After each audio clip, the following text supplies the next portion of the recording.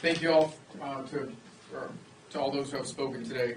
So, we've heard of a number of shameful acts today and the actions that the president directed at in the UN Security Council. Another one is the fact that we did not have a high-level representative in Ukraine. There were over a dozen world leaders and representatives from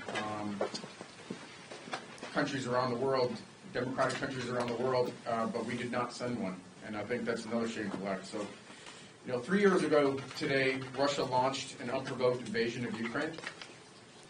And in the last few days, that fact has been disputed. And it's important that we represent history truthfully.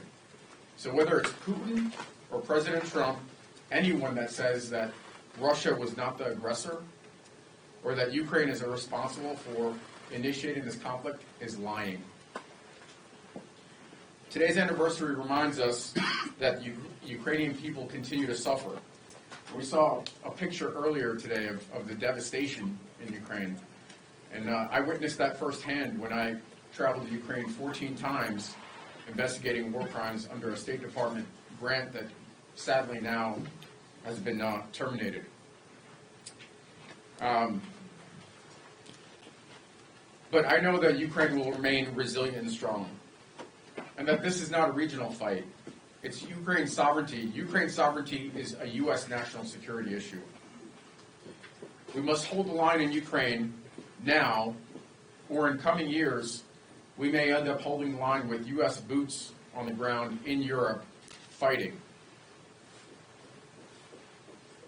If we want peace, the president says we want peace, but even before negotiations started, the president basically gave away the farm.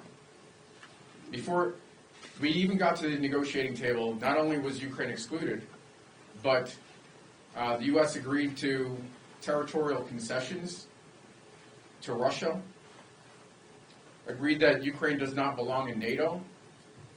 I mean, this is about the weakest form of deal-making you could imagine, at the same time as we're trying to extort Ukrainian natural resources. If the Trump administration wants peace, then they will only achieve that with pressure on Russia, not by just pressuring Ukraine. If we want this war to end, it could end tomorrow by Russia withdrawing its forces from Ukrainian land. It's as simple as that. Weakness invites aggression, and easing up on Russia only makes Ukraine's fight harder. We must stand firm. I spent 25 years in the Army defending America's national security. As I mentioned, I traveled to Ukraine quite frequently. In fact, I was in Kharkiv in this neighborhood called Steltivka of 250,000 people that was destroyed, that was uninhabitable, about 20 miles from the Russian border.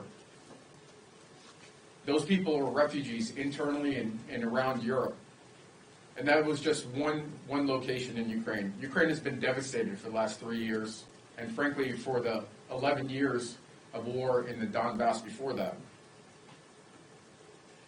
At home, this administration's actions don't make us any safer either. They create chaos and not solutions. They create confusion, not stability, and they're cruel. The people of Virginia, in Virginia's 7th Congressional District, my voters, expect me to stand up for American values, and that's exactly what I'm doing speaking today.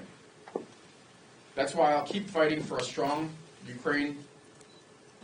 U.S. leadership in Ukraine, and for Ukraine's sovereignty, for our country's national security, and for the values that keep America strong. On this anniversary, we affirm our commitment. We stand against autocrats and dictators like Russia and North Korea, and we stand with Ukraine on the right side of history. Thank you. I want to thank all my colleagues. I mean, it was a tremendous